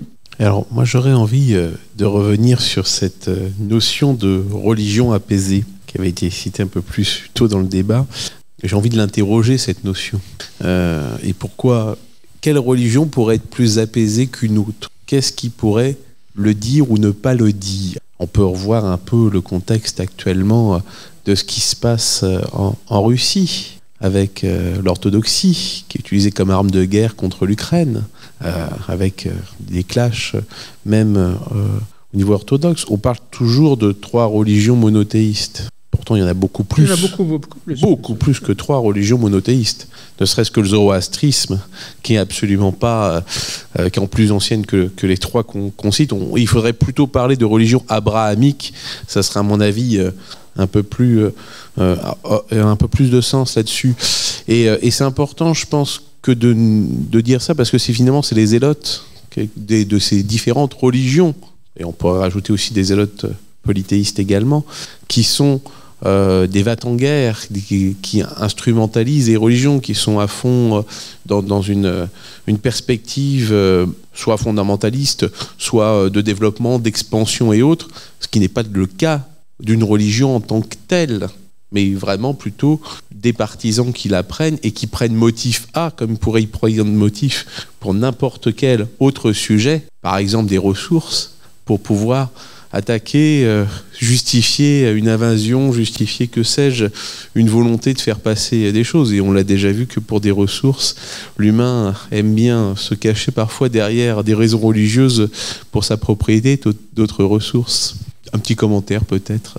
Moi je dirais que la séparation, justement, puisqu'on partait, c'est-à-dire qu'avant de parler de loi de séparation, c'est-à-dire que quand les révolutionnaires commencent un processus de sécularisation, engagent un travail de sécularisation, c'est-à-dire que la religion perd pouvoir progressivement. en le retirant l'état civil, en le retirant, en formant des enseignants républicains progressivement, et puis surtout de façon très importante après la loi Goblet de 1886. Il y a cette idée déjà de liberté, de renforcer les libertés, mais aussi la séparation. C'est on sort de la possibilité qu'il y ait une collusion entre le pouvoir et une religion, parce que c'est ça, souvent, même actuellement, dans les pays où il n'y a pas de séparation, on a cette collusion, etc. Et quand il y a collusion entre un pouvoir politique et une religion quelle qu'elle soit, on voit bien que, c'est-à-dire qu'on n'est pas sur on ne se limite pas à l'exercice d'un culte, on est sur des enjeux, effectivement, que Jérémie vient de citer, des fois d'extension, de domination, et c'est pour ça que la séparation, elle permet justement à ces religions de coexister, bien sûr, dans les limites de l'ordre public, des lois établies et des libertés d'autrui. Et ça, voilà, c'est ça. Mais je pense effectivement, quand on voit le poids des religions dans le domaine de la géopolitique, je pense que la séparation permet un peu cet apaisement qui a été long. C'est en France, il a été très long. Je vois que notre Jean-Cry dessine et son crayon n'arrête pas de s'agiter. Allons peut-être de voir de son côté qu'est-ce qu'il est en train de créer. Parlons laïcité. Une émission proposée et préparée par RERS, les réseaux d'échange réciproque de savoir. Oui, alors effectivement, sujet assez complexe. On voit bien beaucoup de choses qui s'intercalent, d'un rapport historique et culturel très fort. Alors, j'ai relevé une phrase à un moment sur on peut pratiquer le culte qu'on veut, mais on peut pas. Donc, j'ai quelqu'un qui dit mais bien sûr, on peut exercer tous les cultes. Et il porte une pile énorme de papier en disant, donc c'est les formulaires, et il dit voici les formulaires pour le faire. Donc on voit bien que la bureaucratie peut bloquer toute forme de liberté. Et puis un autre dessin, donc toujours sur le cas de la liberté de conscience en Algérie, où là j'ai un mouton qui dit moi aussi je suis concerné. Voilà. J'ai dit merci beaucoup Jean-Cry. Aujourd'hui, c'est vrai qu'on a la Constitution, effectivement, qui permet, c'est-à-dire qui respecte les minorités, mais on voit bien que dans la mesure où il faut des autorisations, il suffit de ne pas en donner, de mettre des freins, de donner des délais trop courts pour faire en sorte que telle ou telle religion minoritaire ne puisse pas se développer ou exister, etc. Donc on voit bien qu'effectivement c'est ces questions un peu des États, en parlant de bureaucratie, d'empilement Et c'est vrai que c'est intéressant de voir aussi ces endroits où on ne veut pas du tout justement de laïcité pour pouvoir mieux contrôler les religions. Mais ça me rappelle que c'était le cas en France juste avant 1905. Le président du Conseil, Combes, ne voulait absolument pas de la loi du 9 décembre 1905 parce qu'il voulait pouvoir contrôler étatiquement les églises et vérifier. Et c'est rigolo aussi comme on se dit, ah bah tiens, dans les stratégies de tout ce que tu évoquais dans ce développement, Omar, c'est de se dire, tiens, bah il y en a, ils vont être dans une perspective, on veut être libre de s'organiser comme on veut, donc on veut la liberté de conscience, et du coup, on ne veut pas leur donner parce que ils risquent de s'organiser comme ils veulent, justement. Ou alors l'inverse, non, on veut avoir religion d'État et leur imposer des trucs, mais en même temps, ça fait le jeu de certains et qui veulent aussi imposer leur religion. Donc, c'est rigolo, cette ambivalence de voir que dans tous les camps, il y a des détracteurs et des gens qui vont le prendre aussi juste pour stratégie politique, finalement. Disons que c'est-à-dire que je pense que j'imagine que le gouverneur général d'Alger ou les représentants des camps étaient un peu plutôt une forme de combisme, en disant que nous, séparation à la limite, pourquoi pas, mais on contrôle la religion et on interdit aux religieux, parce que Combes aussi, puis avec les députés Allard, Viviani, dire nous, la religion n'a rien à faire dans l'espace public. Ce qui n'est pas le cas, c'est-à-dire que la ligne défendue par Jean Jaurès, Briand et Buisson, et Ferdinand Buisson, c'était de dire on sépare, mais on respecte, on garantit la liberté individuelle. Donc effectivement, ce qui est quand même, j'allais dire maintenant, on ne peut pas revenir en arrière. C'est-à-dire que, mais en Algérie, il y avait l'association des Olama, eux, ils étaient plutôt par stratégie, ils étaient pour la séparation. Mais par contre, il y avait d'autres qui étaient c'est-à-dire des revendications égalitaires, c'est-à-dire comme Ferhat Abbas. Lui, c'est vraiment vous considérez que c'est 3 départements français, donc on souhaite que les lois s'y appliquent. Et toutes les lois s'y appliquent. J'ai été interpellée par ce que vous disiez sur la laïcité en Algérie, en disant que en fait, en France, c'est vrai que c'est historiquement installé. On connaît l'installation, mais que dans d'autres pays, et ça me pose vraiment question, dans d'autres pays, la laïcité n'est pas prisée parce qu'en fait, c'est pas connu. Elle n'est pas connue, et elle n'est pas connue. Je me disais qu'en France, il y avait eu plusieurs religions, il y a eu des guerres de religion en France qui ont donné, j'allais dire, de la matière pour la laïcité, pour réfléchir sur la laïcité avec les Lumières. Alors que, effectivement, je me dis dans d'autres pays, et ça m'intéresse du coup parce que j'avais jamais compris pourquoi dans d'autres pays on n'aimait pas autant la laïcité que nous. J'arrivais pas à comprendre. Et en fait, le fait que vous disiez ça tout à l'heure sur, en Algérie, il y avait qu'une religion, donc personne s'est battu dans le peuple algérien ou dans d'autres peuples pour avoir d'autres religions, et donc il n'y a pas eu de guerre de religion comme il y a eu en France. Et du coup, c'est plus une réflexion qu'une question, mais ça m'a fait faire un pas de côté sur comprendre pourquoi la laïcité n'est pas appréciée dans d'autres pays comme on l'apprécie en France. Voilà, je ne sais pas si vous pouvez dire des choses là-dessus. Disons que le débat actuel, c'est vrai que c'est un sujet intéressant. C'est-à-dire qu'à la fois, on a des ennemis de la laïcité, hier comme aujourd'hui, mais on a des faux amis. C'est-à-dire qu'aujourd'hui, on peut considérer, quand vous parlez avec des jeunes...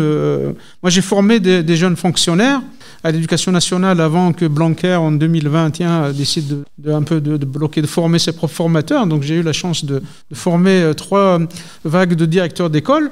Et je vois une forme de rupture générationnelle, de césure. C'est-à-dire que les jeunes pensent que l'herbe est plus verte ailleurs. Ils parlent de l'Angleterre, etc. Du coup, soit, comme je disais tout à l'heure, que la laïcité est un mot, est une notion polysémique, c'est-à-dire qu'on peut lui donner, parce qu'en fait, aucun texte n'a donné une définition définitive et précise. En même temps, quand on prend les textes fondateurs, de la Déclaration des droits de l'homme, la loi de 1905 et la Constitution, on peut définir clairement ce qu'est la laïcité. Mais des fois, on ne veut pas faire ce travail-là.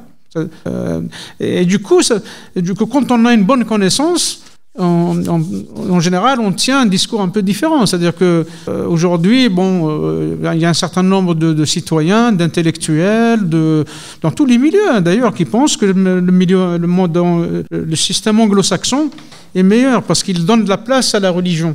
C'est-à-dire qu'il faut donner de la place aux groupes religieux pour qu'ils participent au débat public. En France, il n'est pas interdit, mais par contre, ils ne peuvent pas décider. C'est-à-dire que la loi émane du peuple. Si elle émane du peuple, elle n'émane pas d'un groupe religieux. Pourtant, certains tentent de dire, il faut donner de la place. C'est ce qui peut se passer dans les pays anglo-saxons.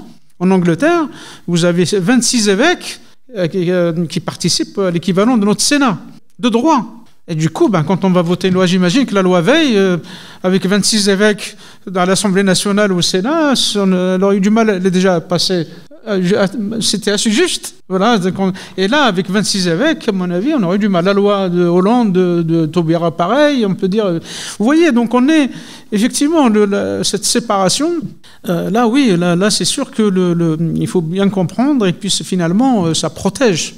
Ça protège, et c'est vrai que les pays qui en sont éloignés, ça leur parle pas beaucoup.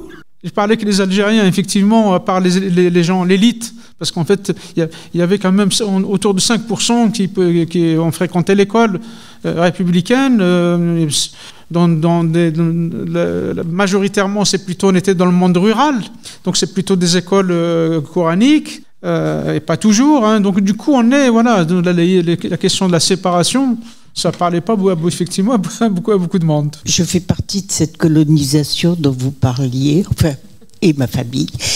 Moi, la question que je voulais vous poser, est-ce que vous pensez que la colonisation a été quand même un bien pour l'Algérie, ou a-t-elle été complètement négative là? Là, c'est difficile comme question, mais ça dépend de quel côté on se situe. Alors, du coup, comment on voit? C'est-à-dire qu'en général, on va prendre l'école, par exemple. Si on prend l'école, Si on considère qu'après 130 ans de colonisation, il y a 5% de personnes lettrées qui ont pu faire des études, donc il y a quand même un problème. Si on considère que il y a un certain nombre il y a des milliers de villages. Moi, je suis né dans un village où il n'y avait pas de route. C'est-à-dire qu'en fait, en CP, parce qu'à l'époque, il n'y avait pas d'école maternelle, quand j'ai commencé, le matin, la distance entre l'école et le village, c'était 6 km que je faisais à pied. Du CP jusqu'en CM2. Parce qu'après, les parents, ils ont pris un petit appartement en ville. Donc, du coup, voilà, c'est-à-dire qu'en fait, c'est-à-dire que la question, c'est que les lois, encore fallait-il les appliquer. Quand elles ne sont pas appliquées, on parle de la séparation, mais on parle aussi de... Quand on rédige un code de l'indigénat, c'est-à-dire qui prive la population d'un certain nombre de droits, il y a un problème. C'est ça, la question, c'est difficile, c'est pour ça que c'est difficile de répondre, c'est que soit effectivement on considère c'était droit français, 3 départements français à ce moment-là, toutes les personnes ont les mêmes droits, et le droit est le même pour tous. Si on fait bien, eh ben on est gratifié, eh ben si on fait mal, on est sanctionné par les tribunaux, etc. De la même façon, je crois que c'est ça qui n'a pas fonctionné. C'est-à-dire que on a un État... l'exécutif qui était faible, c'est-à-dire qu'on n'était pas la 3e et 4e République, c'est pas la 5e, c'est-à-dire où l'exécutif s'est renforcé. Là, il suffit des fois un vote parlementaire pour faire tomber. Pendant la guerre d'Algérie, il y a 4 ou 5 gouvernements qui sont tombés. Parce que les députés ont voté. Donc voilà, donc on est plutôt... voilà, c'est difficile, honnêtement, c'est vraiment difficile. Mais en tout cas, avec le recul, je dis là, les lois appliquées, respectueuses de tous, aurait permis peut-être le vivre ensemble entre les uns et les autres. Je vais vous citer l'un des révolutionnaires, donc la personne qui a été assassinée au Sarès. Le peuple algérien reprend une autre fois donc, les armes pour chasser l'occupant impérialiste, pour se donner une forme de gouvernement, une république démocratique et sociale. Et un peu plus loin, il parle du peuple français, c'est-à-dire qu'il explique que les Algériens ne sont pas en guerre contre les Français, ils sont en guerre contre un État colonial. Et il explique également qu'effectivement, qu'il doit tenir compte, que l'Algérie à laquelle il aspire doit réunir tous ses enfants. C'est-à-dire tous ses enfants, ça veut dire des chrétiens, des juifs, des musulmans, etc. Donc voilà, donc on est bien donc, dans quelque chose. À un moment donné, quand on voit l'histoire, on lit un peu, on voit un peu le processus, on voit que parce que l'État colonial n'a pas répondu, et les choses sont un peu, on va dire, radicalisées. Alors qu'au début, c'était plutôt, on demande uniquement l'égalité. Les premiers militants demandaient plutôt une autonomie dans le cadre des lois françaises. Mais Salih Hadj, c'est ce qu'il disait au début. Ferhat Abbas, c'est ce qu'il disait.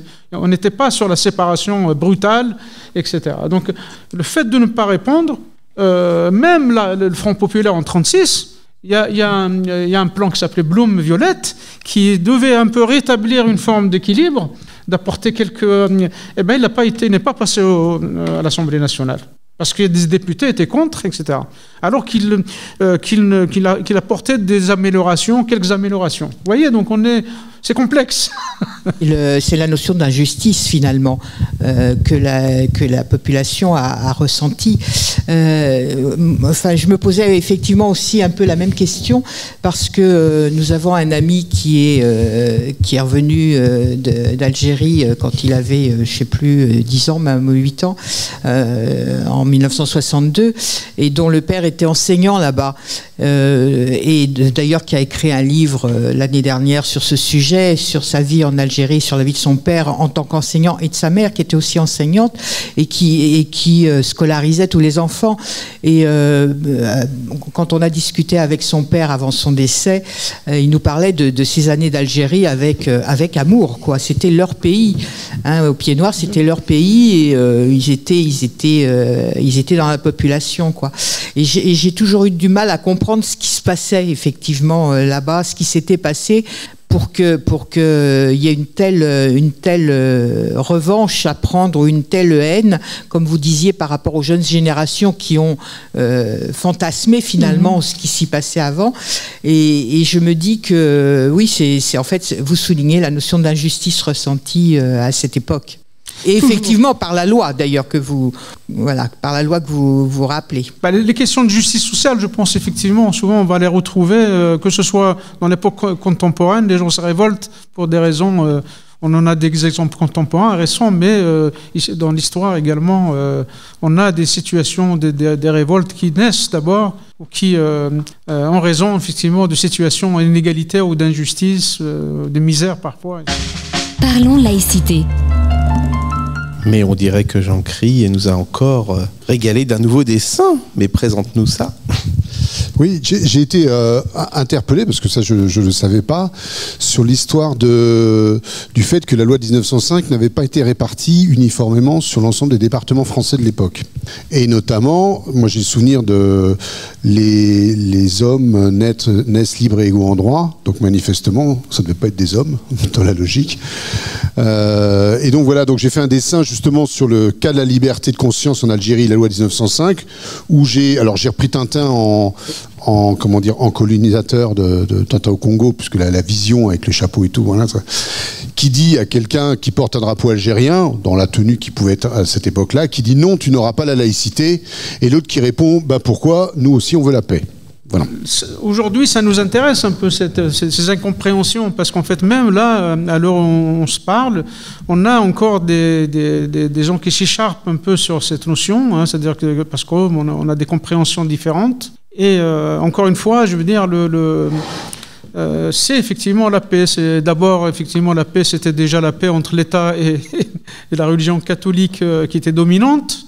Mais elle n'est pas arrivée, c'est pas contrairement à ce des fois on lit ici ou là que la loi de 1905 a permis la fin du conflit avec cette Église. Ça a continué, c'est-à-dire que si je prends l'Église catholique qui a rompu l'Église catholique romaine, le Saint-Siège a rompu les relations avec la France en 1904, il les a rétablis en 1920. Donc on voit bien que voilà, c'est-à-dire que il y a cette idée effectivement de trouver une paix. Et la laïcité, contrairement à ce qu'on a parfois parlé d'athéisme, on a pensé que c'est plutôt derrière, c'est les libres penseurs, je veux dire, il y a laïque égale uniquement libre penseur, on voit bien que c'est plus large que ça. Et il y a toujours cette idée de garantir effectivement à chacun j'aime bien moi croire ou ne pas croire, ça c'est quand même une formule qui me plaît beaucoup, c'est-à-dire voilà, et la loi garantit dans les formations, j'insiste beaucoup sur le fait que la loi protège les croyants et les non-croyants. Parce qu'on oublie, parfois même on a tendance à oublier, on parle beaucoup de la religion, la liberté de culte, et on parle moins de la liberté de conscience. C'est-à-dire que la liberté de culte, c'est une partie de la liberté de conscience. Or souvent, quand on voit les réflexions, les débats, on parle aujourd'hui quasiment de la liberté de culte, alors que la liberté de conscience, justement, on oublie la moitié. C'est-à-dire qu'en France, on est quand même sur la moitié de citoyens qui n'ont pas de croyance ou qui doutent de l'existence d'un Dieu. Et la loi les protège. Mais pour qu'ils les protègent encore davantage, et pour avoir cette paix dont parlait Jean-Christophe, c'est d'enseigner, j'allais dire, moi des fois je suis un peu radical dans cette position, il faut enseigner dès la maternelle, il faudrait travailler sur cette question du croyant, du respect du croyant et du non-croyant. Comme on doit faire un travail en amont sur le respect des sexes, c'est-à-dire femmes, hommes, etc., dès la maternelle. Et pour la liberté de conscience, c'est la même chose. Parce qu'aujourd'hui, encore une fois, un enfant qui va dire dans la cour de récréation à un autre qui n'est pas croyant, il risque d'avoir des ennuis. C'est pas normal. C'est-à-dire que ça veut dire qu'il y a quelque chose que la société n'a pas pris en compte, et notamment le ministère de l'Éducation nationale. Avec tout le respect, moi j'ai travaillé beaucoup en tant que délégué du préfet avec les principaux de collège, avec des fois au-dessus, dans les académies. Mais en tout cas, voilà, c'est-à-dire c'est sérieux. Cette affaire de respecter les croyants, les non-croyants, et la paix, c'est ça aussi. Moi, ce qui me fait espérer, c'est qu'en fait, sauf si l'Algérie basculait dans l'islamisme, quand on retourne en Algérie, et j'y suis retournée, moi, il y a 5 ans, je leur ai pas dit que j'étais une ex-pied noir, ils l'ont vu, et ils m'ont demandé pourquoi je ne revenais pas. Et l'accueil est quelque chose d'absolument merveilleux. Donc c'est aussi un espoir. Je ne sais pas si qu'est-ce que je peux rajouter. Oui, effectivement, je pense que aujourd'hui, voilà. Oui, pardon. Entre les deux peuples, entre le peuple algérien et le peuple français, en fait, entre les deux. J'ai cité tout à l'heure le Belmidi, qui est l'un des révolutionnaires algériens. Donc, lui, effectivement, il fait clairement effectivement la différence entre le peuple français et puis un État colonial. C'est-à-dire, donc lui, il le fait clairement dès 1956. Donc, il a été... c'est vrai qu'il a été assassiné en 1957. C'est quelqu'un qui n'a pas vu assister. Mais en tout cas, lui, il avait cette vision et il n'était pas le seul. C'est-à-dire que le premier congrès du FLN, donc j'ai cité tout à l'heure en août 56, dans la vallée de la Soumam, en Petite Kabylie, il avait un peu cette vision-là, effectivement, de réunir tous les enfants d'Algérie, c'est-à-dire quelle que soit leur origine, quelle que soit leur religion, et il n'était pas le seul. Abban Ramdan, donc je disais que c'était un militant qui était le pur produit de l'école de la Troisième République. Il était dans cette vision-là aussi. Après, bon, l'histoire, elle est ce qu'elle est. Et puis, bon, mais en tout cas, aujourd'hui même, il y a effectivement les Algériens font effectivement maintenant, voilà, c'est-à-dire que font un peu cette différence. Ils sont pas voilà, c'est-à-dire dans une vision un peu de rejet. Je parle de la population. Hein. Une question sur le blasphème. Est-ce qu'on a le droit de blasphémer? On a parlé de liberté d'opinion. Est-ce qu'on a le droit de critiquer, de faire des caricatures, des religions, d'autres ou pas, quelle que soit la religion, même si on a bien compris qu'il y a une religion d'État en Algérie? Comment ça se passe là-bas? D'abord, peut-être le blasphème. Souvent, on dit droit de blasphémer. Il n'y a pas de droit de blasphème. Le blasphème n'existe pas dans le droit. C'est-à-dire qu'on ne punit pas, la loi ne punit pas le blasphème, mais il n'y a pas de droit de blasphème. C'est-à-dire qu'on peut blasphémer. C'est-à-dire qu'en France, avec justement depuis déjà, je veux dire, c'est pas depuis hier, depuis très longtemps, déjà depuis la loi de 1881, c'est-à-dire qu'on peut caricaturer une religion, un groupe politique, une orientation politique, etc. Avec sous réserve, effectivement, de ne pas porter atteinte aux personnes. C'est ça la limite. Déjà en France, effectivement, aujourd'hui, quand je forme dans les formations, je vois que blasphème, quand on aborde le blasphème, il y a des malaises avec les gens. Pourquoi? Parce qu'il faut bien comprendre, effectivement, qu'en France, on peut critiquer une religion quelle qu'elle soit. Par contre, on ne peut pas porter atteinte à une personne en raison de sa religion. Je ne sais pas si je suis clair.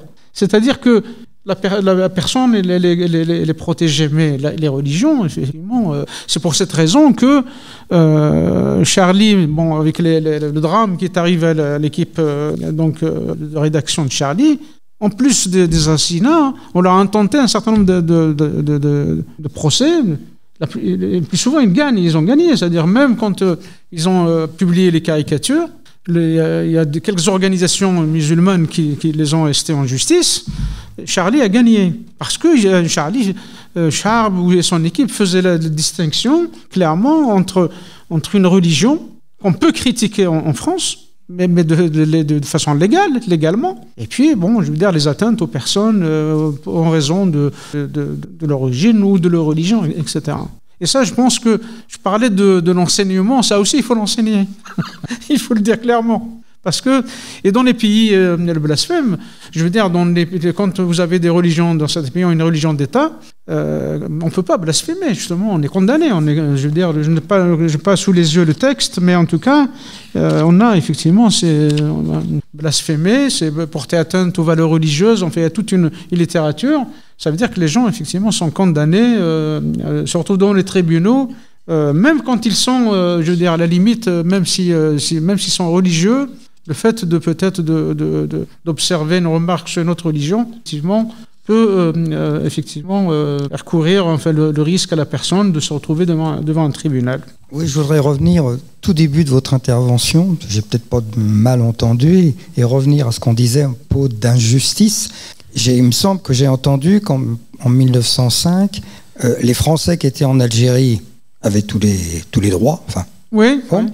Que les autochtones ne les avaient pas, mais que les Israélites avaient tous les droits aussi. Je n'ai pas bien compris. Là. Disons que c'était en 1870, il y a un décret de Crémieux qui accordait effectivement la citoyenneté pleine uniquement aux Israélites et pas aux Algériens musulmans en fait. Mais j'ai rajouté aussi que cette citoyenneté pleine et entière, elle a été reconnue au culte israélite par les révolutionnaires, mais pour les Israélites français. Dès 1792, on reconnaît la citoyenneté au culte israélite, aux Israélites. Mais en Algérie, c'était le décret Crémieux de 1870 qui leur accorde cette citoyenneté, mais on a oublié la majorité quand même de la population. Et du coup, 10 ans après, non seulement on les a oubliés, mais on vote ce qu'on appelle le code de l'indigénat, le code noir de l'indigénat, qui réduit considérablement le droit aux autochtones. C'est-à-dire en termes de liberté, donc c'est ça, c'est-à-dire qu'en fait, oui, c'est quelque chose d'une anomalie, des anomalies, mais il y en a plein comme ça. Et du coup, forcément, du coup, c'est mal vécu, parce qu'on dit, tiens, qu'on comprend pas comment, nous, on est originaire du pays, et on nous explique que l'Algérie compose 3 départements, et donc c'est l'Algérie, c'est 3 départements supplémentaires de l'État français, mais à côté de ça, les lois ne s'appliquent pas. Voilà, c'est ça en fait. Ma remarque, c'était, alors je ne sais pas si ça existait. Allez-y, oui. Est-ce qu'en Algérie, à cette époque-là, il y avait des Israélites? Il devait y en avoir. Et est-ce qu'eux, ils ont eu la nationalité française? C'est le fameux décret. Il y a les Israélites algériens, j'entends. Ils étaient algériens depuis plusieurs générations. Oui. Ils avaient le culte algérien. C'est vrai que les Israéliens vivent en Algérie depuis plusieurs siècles, en fait. Et certains étaient algériens, c'est-à-dire sont nés en Algérie, ont des ancêtres, etc. Oui. Après, il y avait des Européens qui sont arrivés après 1830. Mais juifs, catholiques ou d'autres orthodoxes. Mais en tout cas, au niveau des Israélites, certains habitaient en Algérie depuis plusieurs siècles. Ouais. Ils étaient là bien avant 1830. Une question sur les athées. Est-ce que ça augmente en Algérie? Est-ce qu'on a des statistiques, des chiffres, bien que ça soit religion d'État, donc c'est peut-être difficile à comptabiliser, mais on sait qu'il y a un mouvement de sécularisation qui englobe un petit peu toute la planète et qu'il n'y a jamais eu autant d'athées aux États-Unis, paradoxalement en ce moment, alors que c'est un pays ultra religieux pour autant, et que même là, on voit le développement de l'athéisme un peu partout, même dans les endroits où c'est difficile. Est-ce qu'on voit cette sécularisation aussi se faire fortement en Algérie également? On n'a pas de chiffres. Même en France, on voit qu'on a du mal déjà à avoir des chiffres pour les raisons que vous connaissez, puisqu'on ne peut pas trop faire des enquêtes sur la base de ethniques, religieuses. En Algérie, je suppose qu'on est dans un processus mondialisé, mais les gens se font discrets parce que, enfin, de la société, du fait de l'intolérance des citoyens par rapport à l'athéisme, et surtout du coup des lois également, puisqu'on n'est pas sur un régime de séparation, où chacun, encore une fois, la liberté de conscience, elle n'apparaît plus dans la Constitution de 1900. Elle était théorique, formelle dans les autres constitutions, mais en 2020, ça disparaît. Donc là, on est dans quelque chose où effectivement, qui n'encourage pas la personne à révéler, je veux dire, son athéisme ou son incroyance. Je pense qu'on peut applaudir Omar. Hein.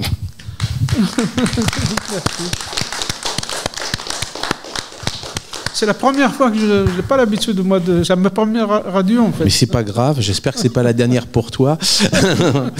Merci en tout cas de nous avoir régalé pour cette émission. Retrouvez l'ensemble de nos podcasts Parlons laïcité sur notre site www.rers-evry.fr. Merci beaucoup du coup Omar, à notre invité. Merci à Alain de l'avoir interviewé, à Jean-Cri pour ses dessins, à nos extraordinaires membres du public qui ont vraiment posé beaucoup de questions ce soir et c'est très agréable, à nos réalisateurs bien sûr, qui sont derrière les manettes et toujours à l'affût. Et puis on va vous redonner rendez-vous ici même. De nouvelle fois encore, merci à la MJC Simone Signoret pour la prochaine émission aussi. Ça sera le 6 juin. Ça sera le jeudi 6 juin, 17h à 19h, comme à l'accoutumée. Et on va parler laïcité et éthique. Et oui, nous aurons Dominique Lamoureux qui va nous parler de ce sujet. Dominique Lamoureux étant référent éthique du Pacte mondial des Nations Unies. Voilà, eh bien, on verra ça. Je vous donne donc rendez-vous en juin. Bonne soirée à tous. Cette émission est maintenant terminée. Retrouvez l'ensemble de nos podcasts Parlons laïcité sur notre site www.rers-evry.fr. Et pour rester informé de notre actualité et communiquer avec nous, rendez-vous sur notre page Facebook.